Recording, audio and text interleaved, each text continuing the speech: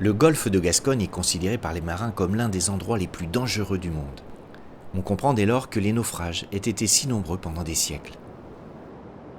Durant 250 ans, du XVIIe siècle au début du XXe siècle, on a dénombré à peu près 230 naufrages. Ces cargaisons qui arrivaient sur la côte de manière accidentelle étaient vraiment des opportunités pour les populations littorales. Elles pouvaient récupérer des objets qui leur semblaient de valeur ou qui étaient réellement de valeur, comme par exemple le naufrage dit des Portugais de 1627, que les populations vont s'empresser de récupérer avant que les autorités locales, officielles de la monarchie ou des seigneurs locaux puissent les récupérer. À l'opposé, très proche de nous, nous avons un autre naufrage emblématique qui est celui du Cazengo en 1918. Nous sommes à quelques jours de l'armistice. Un bateau portugais est coulé au large des côtes de Mimizan par un sous-marin allemand. Il n'est pas chargé de cargaisons précieuses, il est chargé de barriques de Porto.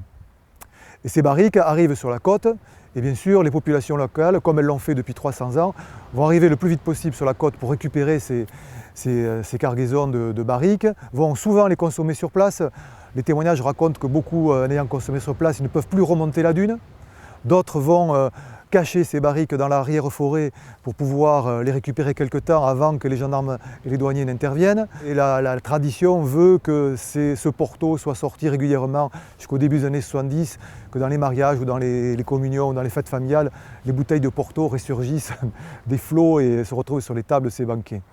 Pour bon nombre de locaux, ces pratiques n'étaient pas interdites, c'était du sauvetage de ces biens perdus en mer. C'était pas interdit ça. Moi, comme tout le monde, nous avons cru que nous rendions service à ces malheureuses pièces, de les sortir de l'eau qui risquaient d'être emportées plus loin.